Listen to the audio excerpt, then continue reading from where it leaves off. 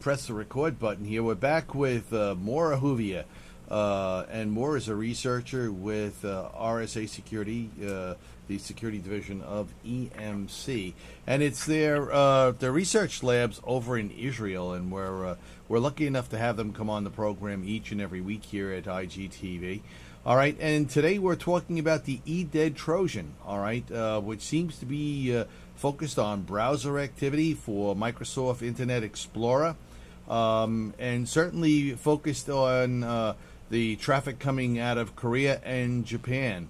All right, apparently it's somebody who's rather good at writing code, and Moore has raised the question, you know, why do this and why not do something more revenue producing? But I guess whoever this is, they have their purposes. So, Moore, I don't want to bite into your time. Go ahead. What else do we have? Right. So I'd just like to dive a bit deeper into the objectives, that the Trojan could have. So as I said, this could be a black hat search engine optimization operation. So, somebody may be looking at all these keyword searches that are the most popular and maybe using them to up their search engine rankings of whatever malicious website they want to put on. Mm-hmm.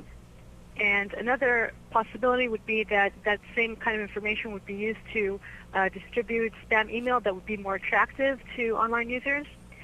And then another possibility is that the Trojan is not even used, the information that it collects is not ultimately used by criminals, but by legitimate online advertising or marketing companies. They just want to know, what kind of information, what kind of products, services are consumers looking for. And, that actually is very interesting. That is a very interesting aspect of it. That it's being used by e-marketers. Right, because as a marketing or advertising professional, you want to know exactly what your customer base. Say your customer base is in Korea or Japan. You want to know exactly what consumers they are looking for when they access an online retailer, when they're looking, at a bank, when they're accessing a bank's website. They want to know exactly what services, products they're looking for. Right. So this may actually be sold. This kind of information may actually be sold to legitimate companies. Let me ask you a question again, and I'm sorry for interrupting you if I'm breaking up your flow. The EDED Trojan, can you put that up on our a link to that up on our chat line? Sure. Let me. I'll actually do that after my segment. Yeah, that's fine. Okay, great. That's and fine. Hopefully within the next couple of days we'll actually have a blog. Oh, very good. To go with that, yeah. Okay. So again, this kind of information, maybe I'll just put in. As soon as the chat is there, I'll just put in the name. Okay. And I'm sure that if you Google that, you'll have a few findings, although not a lot. It's not that well known. Okay. And as I said, this information could be sold to certain companies. And, if you want to take it one step further and be maybe a bit paranoid, maybe there's been some kind of marketing or advertising company who actually commissioned this Trojan to be written in the first place. You never know. Yeah. What we do know is that the coder of this Trojan seems to be Korean, and all its update points are based in Korea.